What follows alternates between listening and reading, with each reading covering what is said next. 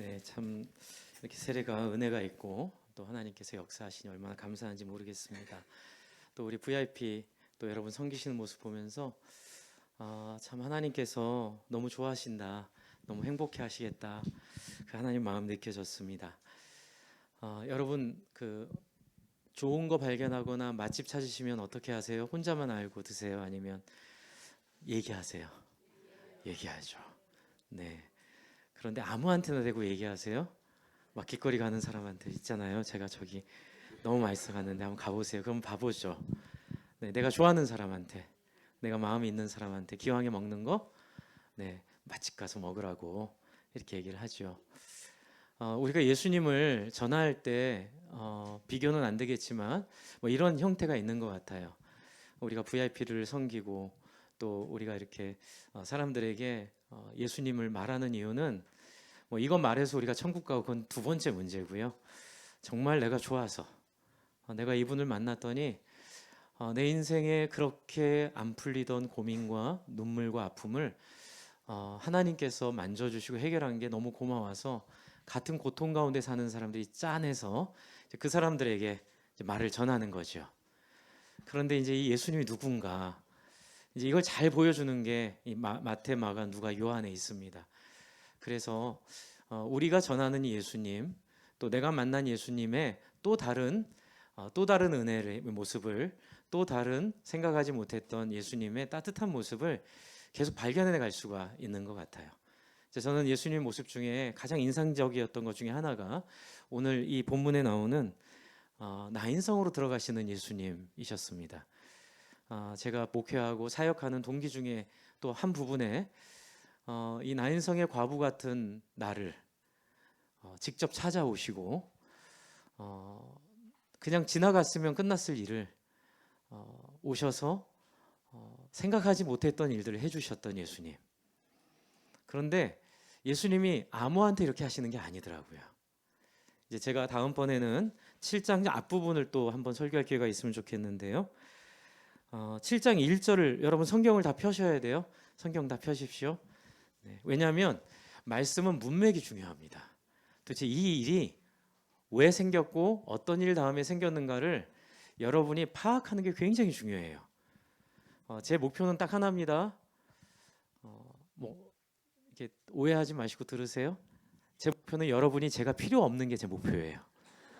무슨 말이냐면 여러분이 말씀을 스스로 읽고 깨닫는 수준까지 다다라서 소위 말해서 무인도에 혼자 떨어져도 성경만 있으면 여러분이 어떤 훌륭하고 위대한 목사님 없더라도 여러분 스스로 하나님 말씀을 잘 이해하고 깨닫는 게 제 목표입니다. 그렇기 때문에 여러분이 제 말씀만 들으면 거기 못 가고요. 성경을 꼭 예배 시간에 자꾸 앞뒤로 보셔야 돼요. 이렇게 제가 말씀을 나누면서도 이 이야기가 앞에 뭐랑 연결돼 있지를 잠깐 보셔도 돼요. 연관이 다 있습니다. 여러분 7장 1장에는 뭐라고 돼 있죠? 한번 읽어볼까요? 시작. 예수께서 자기의 모든 말씀을 백성들에게 들려주신 후에 가버나움으로 가셨다. 이게 우리가 뭘 알 수 있죠? 7장 앞에 예수님이 무슨 말씀을 하시고 그 말씀 이후에 하신 사역이라는 걸 알 수 있죠. 6장에 뭐냐면요, 소위 말하는 산상수훈이에요. 산상수훈의 내용이 이 7장 안에 있는 거예요. 이걸 어떻게 실천하셨는지, 어떻게 우리에게 구현하셨는지가 7장에 나오는데요. 이제 첫 번째 사건은 백부장의 종이 병들어 거의 죽게 되었는데 2절에 그는 주인에게 소중한 종이었는데 3절을 보세요. 백부장이 예수의 무엇을 듣고 왜 소문을 듣고 왔냐면요, 백부장은 이방인이거든요. 그래서 백부장은 좀 적극적으로 나갈 수밖에 없는 거예요. 이제 왜냐하면 이방인은 그 은혜 안에 있지 않다고 생각을 했어요. 이제 그래서 백부장은 예수의 소문을 듣고 절박함에 예수를 사람을 보내서 유대인 장로들을 보내서 예수를 찾아가게 해서 예수님이 여러분 잘 아시는, 그렇죠? 그럼 내가 가보겠다 했다가 그 백부장이 예수님에게 나도 남의 수하에 있는 사람인데 오라 하면 오고 가라 하면 가는데 굳이 올 필요 없고 말씀만으로 나을 수 있습니다. 그러니까 예수님이 깜짝 놀라셔서 야, 내가 이만한 믿음을 본 적이 없다. 굉장한 충격적인 일입니다. 유대인들한테는요, 말도 안 되는 일이 벌어진 거예요. 그래서 미움을 사기 시작해요. 예수님이 이제 미움 사는 이유가 기존 규범들 이런 것들을 다 넘어서시거든요. 여기서 이제 핵심이 있어요. 왜 예수님이 이런 규범들을 넘어서셨는지가 나인성의 과부의 사건에서 분명히 보여져요. 그게 뭘까요? 여러분 지금 11절에 곧 그 뒤에 예수께서 어디로 가십니까? 네, 제가 여러분 이게 교환 주신 건 드린 건 한번 관찰해 보라고 드린 거니까 너무 여기에 매이지 마시고 그냥 한번 쉽게 한번 이렇게 한번 관찰을 해보세요. 나인성으로 갔어요. 나인성으로 갈 때에 누가 갑니까? 제자들과 누구요? 네, 많은 사람들이 예수를 쫓기 시작하는 거예요. 네, 예수님은 이걸 알까요, 모를까요? 큰 무리가 쫓아오는 걸 알까요, 모를까요? 네, 굉장히 예수님은 알고 계시고 이게 의도적으로 나인성으로 가신 거예요. 뭘 보여주시려고. 사실 이 나인성으로 가는 길에서 만난 누굴 만나냐면요, 과부의 외아들의 장례를 만납니다. 그런데 여러분 조선 도성도 그렇고요. 광희문인가가 시구문이라고도 부르고 수구문이라고도 부르거든요. 왜냐하면 도성에서 소위 말하는 시체가 나가는 문이 있어요. 이제 그 문은 이제 시체가 나가고 이제 소각 뭐 쓰레기들 뭐 이렇게 뭐 이런 것들이 이제 나가는 문이죠, 그렇죠? 이 이스라엘도 비슷합니다. 뭐 나인이 성곽이 있었는지 없었는지는 정확히 모르겠는데 분지 안에 있거든요. 그러니까 길이 분명히 있었을 거예요. 그러면 왕이 나인을 다스리는 소위 말하는 성주가 이 길로 다녔을까요? 안 다녔을까요? 안 다니는 길로 예수님이 가세요. 생각해 보세요. 백부장의 종예병을 낫게 하신 그리고 수많은 무리가 추종하고 따르는 분이 어디로 가요? 뒷문으로 가시는 거예요. 왜 갔을까요? 뒷문으로? 겸손을 보이려고? 물론 그것도 있겠지만 중요한 건 이 나인성의 과부 때문에 그런 거예요. 근데 이 나인성의 과부는 예수가 이 길로 오는 걸 알고 있었나요? 모르고 있었나요? 모르고 있었죠. 여러분, 예수님은 저와 여러분의 인생이 이렇게 찾아오시기도 해요. 백부장처럼 소문을 듣고 오는 사람도 맞아주시지만 또 어떤 사람들은 그럴 기력도 없는 사람들이 있어요. 백부장은 힘도 있고 돈도 있으니 사람을 보내기도 하고 또 영접하기도 하고 이렇게 뭔가 이렇게 할 수 있는 게 있잖아요. 그러나 이 여인은 뭐라고요? 과부라고요. 여러분, 이스라엘 율법에서 제일 불쌍한 사람이 누구예요? 고아와 과부예요. 자기 힘으로 살 수 없는 사람들이에요.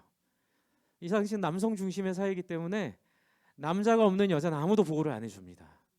그리고 기업을 물을 수가 없기 때문에 소위 말해서 굉장히 취약한 사람이에요. 그런데 이 여인은 하나 희망이 있었어요. 누구요? 아들 하나 있어요. 청년이었어요. 이 아들 하나 바라보고 살았는데 이 아들이 어떻게 됐어요? 죽어버렸어요. 자기를 보호해줄 남편도 죽었고 과부니까요. 그리고 자기 하나 의지하고 살 수 있는 이 아들도 죽어버린 거예요. 이 여인이 무슨 힘이 있어 예수를 찾고 예수를 만나고 예수께 나가겠어요. 여러분, 이게 웬만한 고난이면 힘을 낼 수 있는데요, 이런, 그렇죠, 상상을 할 수 없는 이런 어려움은 힘을 낼 수가, 사람이 완전히 깔아집니다. 저도 재작년에 제가 참 좋아했던 제 아들이랑 친구로 잘 지내던 그 어머니가 아이가 중2 때 돌아가셨어요. 오래 투병하고. 제가 이제 장례를 많이 했기 때문에 그래도 장례를 잘 이렇게 진행한다고 생각을 했는데 그 장례는 진행을 못 하겠는 거예요. 제가 막 통곡이 나오고 제가 정말 통곡을 했습니다. 저도 뭐라 할 말이 없는 거예요. 무엇가 위로가 되겠어요, 그 아이에게. 그 아이가 중3이에요. 근데 그 한참 엄마의 손이 필요한 아이, 초등학교 때부터 엄마가 암투병을 시작해서 정말 엄마의 손이 필요할 때 너무 외롭게 지냈는데 그 엄마가 죽어버린 거예요. 내가 그 아이를 붙잡고 너무 가슴이 아파서 통곡했던 기억이 있습니다. 하물며 어린아이의 엄마가 돌아가셔도 그런데 이 과부의 자식이 죽은 문제는 어떡하겠어요. 뒤에 여러분 과부 뒤에 따라오는 사람들이 보이시죠? 12절 보세요. 예수께서 성문이 가까이 이르렀을 때 사람들이 한 죽은 사람 메고 나오고 있는데 죽은 사람은 그 어머니 외아들이고 그 여자는 과부인데요. 뒤에 누가 따라오고 있어요? 네, 저는 이 많은 사람 속에서 애통함을 읽습니다. 많은 사람이라고 왜 표현했을까요? 많은 애통. 그러나 이 문제를 해결할 수 없는 애통이에요. 우리는 위로할 수는 있지만, 울지 말라 말할 수 있지만 아무 의미 없는 위로가 될 때가 많아요. 울지 말라 그런다고 상황이 바뀌나요? 그냥 그 아픔을 나눌 뿐이에요. 이게 우리가 느끼는 한계예요. 그러나 우리가 전하려는 예수님은 여기서 한 걸음 나아가시죠. 성문을, 이 시구문을 찾아온 것부터 시작해서, 그리고 이 여인을 맞닥뜨린 것까지, 그리고 13절 같이 한번 읽겠습니다. 누가복음 7장 13절 시작. 주님께서 그 여자를 보시고 뭐라고요? 울지 말아라. 분위기 한번 생각해 보세요. 많은 사람이 쫓아오고 있는 이 장례 행렬을 뭐 하신 거예요? 울지 말아라. 이거 어떻게 해야 울지 말아라고 할 수 있어요? 막아야 울지 말아라 할 수 있어요. 막 지나가고 있는데 울지 말아라 이렇게 못 하고요. 앞에 딱 나가서 막아야 돼요. 장례 행렬로 막으면 안 되죠. 왜요? 죽음을 어떻게 막아요, 우리가? 근데 예수님이 울지 마라 나타나신 거예요. 그러시면서 14절 앞으로 나아가서 관에 손을 대시니, 여러분 이게 굉장히 이스라엘 사람들한테는 섬찟한 일입니다. 이제 민수기 19장 11절 13절 이제 앞에 한번 찾아주세요. 네, 앞에 한번 보여주세요. 네, 한번 읽어볼까요? 시작. 어느 누구의 주검이든 사람의 주검에 몸이 닿는 사람은 이래 동안 부정하다. 그는 사흘째 되는 날과 이레째 되는 날 붉은 암소송아지를 불사른 죄를 탄 물로 스스로 정결하게 해야 한다. 그러면 정하게 될 것이다. 그러나 그가 사흘째 되는 날과 이레째 되는 날에 자기의 몸을 정결하게 하지 않으면 그는 부정하다. 왜 이 죽음을 만지면 부정하다고 하냐면요, 우리는 죄 때문에 그렇거든요. 죽음은 죄를 생각하게 하는 거고 죄를 상징하게 하는 거예요. 근데 예수님은 이거를 넘어가 버리신 거예요. 나와서 여러분 장례 행렬을 막았을 때 그 엄마의 마음이 어땠을까요? 불편했다 1번, 행복했다 2번. 불편하죠. 난 지금 내 아들이 죽어가지고 나가는데 웬 새파란 청년이 나와가지고 울지 말아라 그러면서 관을 딱 막아 세우는 거예요. 또 관을 메고 가는 사람들, 또 뒤에 따르는 많은 사람들은 뭐라 생각했을까요? 미친 사람인가? 감히 이 장례가 어떤 장례인 줄 알고 이걸 막아? 화도 났을 거예요. 이스라엘 관에는 뚜껑이 없답니다. 네, 이렇게 망자의 얼굴을 볼 수 있도록 메고 나간다고 하는데요. 거기에 손을 댄 거예요. 관을 내려놨겠죠? 청년아 내가 내게 말하노니 뭐라고요? 일어나라. 그러자 어떤 일이 벌어집니까?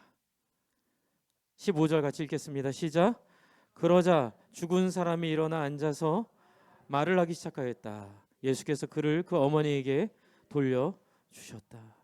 죽은 청년에게, 죽은 사람에게, 죽은 장례 행렬에게 뭐라고요? 일어나라. 네. 여러분 이것이 우리가 VIP들에게 다가가는 이유예요.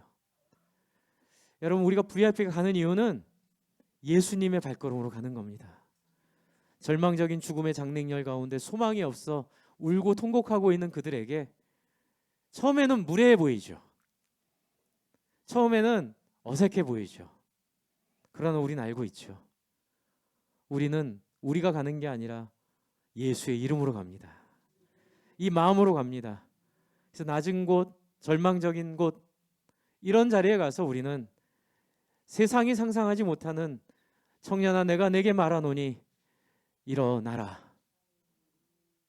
그러자 그 청년이 앉아서 중요한 건 말을 한다는 거예요.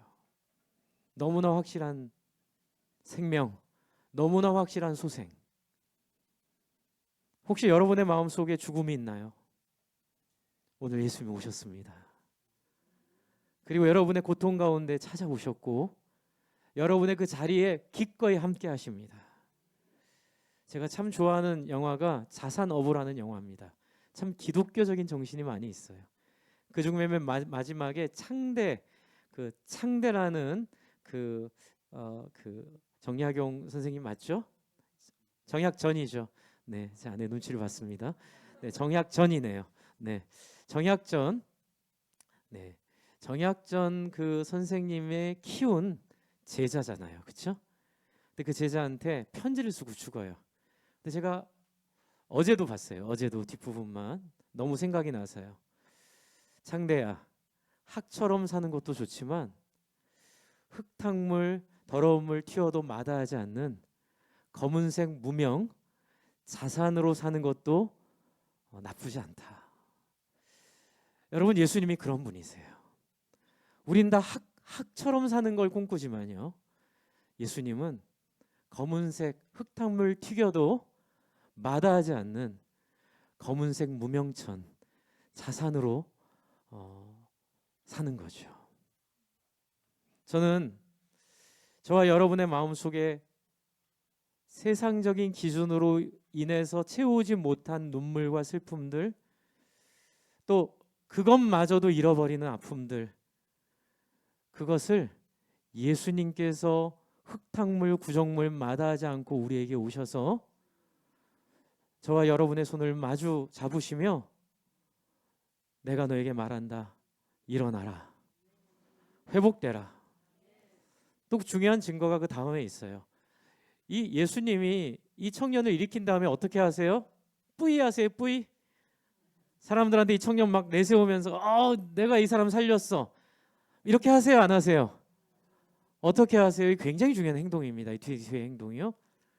그를 그 어머니에게 돌려주신다. 예수님은 정말 자산이에요. 자산. 네. 검은 흑산도가 무서워서 자산으로 부르면서 그 안에 있는 비밀을 발견한 것처럼 화려한 곳, 명성, 유명해지는 것, 성공하는 것, 이런 것이 아니라 한 사람의 아픔에 동참하는 게 영광임을 보여주신 거예요. 한 사람을 살리는 것이 세상에서 말하는 것과 비교할 수 없는 행복임을 예수님이 검은색 무명천 자산처럼 우리에게 오신 거예요. 학처럼 안 살아도 됩니다. 꼭 어디 가서 메이저 안 가도 돼요. 중요한 건 우리 주변에 있는 이런 외아들을 이룬 과부 같은 사람들에게 가서 그들을 위로하고 그들을 살리고 그들을 회복시키는, 여러분 여기에 중요한 동기가 하나 있어요. 한번 찾아보세요. 어떤 동기 때문에 이랬다고 성경은 말하죠? 11절부터 17절 사이에 있습니다. 한번 찾아보십시오. 뭐 때문에 이렇게 하신 거예요? 그를 어떻게 여기셨어요? 이 여인을 가엾게 여기신 거예요. 옛날 성경은 불쌍히 여긴 거예요.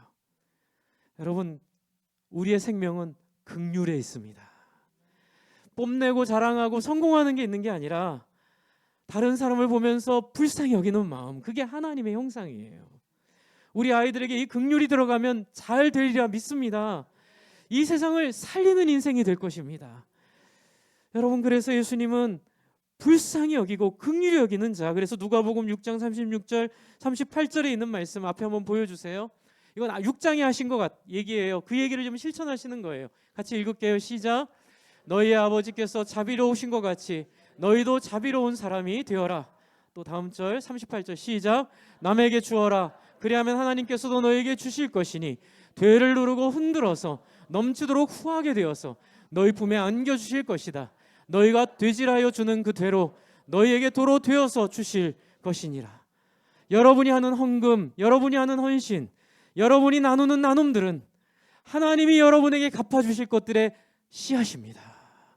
여러분의 인생을 소중히 여기는 것만큼 다른 사람을 나처럼 섬기는 이 듣도 보도 못했던, 이 경험하지 못했던, 생각하지 못했던 이 놀라운 복음이 우리 안에서 실천되고 있음을 저는 봅니다. 제가 얼마나 행복한지 몰라요. 제가 전도사 때부터 꿈꿨던, 제가 만들고 싶었던 교회를 우리 전용 목사님 만들어 주셨고, 네, 하나님 만들어 주셨죠? 네. 전용 목사님이 이렇게 해주셨고, 야 내가 뭐 한 게 뭐가 있다고 이런 교회에 와서 이런 영혼들을 사랑하는 분들을 내가 섬길 수 있게 됐구나. 할렐루야. 너무나 복 받았습니다. 저희 아내는 진심으로 행복합니다. 어제도 4시간 운전하면서 왔는데 행복했대요. 힘은 들은 5시간이군요. 네. 주 안에 사랑하는 성도 여러분, 긍휼히 여김이 복입니다. 긍휼히 여김을 추구하고 애쓰고 몸부림칠 때에 어떤 일이 벌어질까요? 마지막으로 누가복음 4장 18절을 보여주세요. 우리 같이 한번 읽겠습니다. 예수님이 회당에 들어가서 이사야서를 펴실 순서가 돼서 그 순서에 읽은 내용이며 이것이 나를 통해 이루어졌다 말씀하신 내용입니다. 시작. 주님의 영이 내게 내리셨다. 주님께서 내게 기름을 부으셔서 가난한 사람에게 기쁜 소식을 전하게 하셨다. 주님께서 나를 보내셔서 포로된 사람들에게 해방을 선포하고 눈먼 사람들에게 눈뜸을 선포하고 억눌린 사람들을 풀어주고 주님의 은혜를 선포하게 하셨다. 앞에 한번 다시 보여주세요. 뭐라고요? 주님께서 나를 보내셔서 누구에게? 포로된 사람에게 해방을 선포하고 눈먼 사람에게 눈뜸을 선포하고 억눌린 사람들을 풀어주고 가난한 사람에게 기쁨의 소식을 왜 이렇게 전하는 것을 사명으로 주셨을까요? 가난해야, 포로돼야, 눈 멀어봐야, 억눌려봐야 마음이 하나님께 열리기 때문에 그래요. 여러분, 이 경험은 다른 사람을 공감하게 만듭니다. 이 백부장도 자기가 백부장이지만 이런 걸 아마 경험했을 거예요. 그러니 종이 아픈 걸 공감할 수 있는 거예요. 여러분, 우리에게 주어진 고난은 다른 사람을 살리는 약재가 될 줄로 믿습니다. 여러분의 인생을 영광스럽게 만드는 기초가 될 줄로 믿습니다. 여러분이 겪었던 아픔들, 눈물들, 슬픔들 감사하게 여깁시다. 나에게 그런 부모님 주셔서, 나에게 그런 사람들 만나서 나를 단련시키시고 나를 하나님 만나게 하셨으니 감사합니다. 그리고 우리도 나아가서 VIP들을 예수의 손길이 되어 찾아갑시다. 시구문으로 들어가고 나인성으로 들어가고 그리고 굶주리고 힘들고 어렵고 눈물 많은 사람들에게 찾아가서 두려워하지 말고 그들에게 섬기면 어떤 일이 벌어지죠? 주의 영이 역사합니다. 오늘 우리 가운데 이러한 역사가 넘칠 줄로 믿습니다.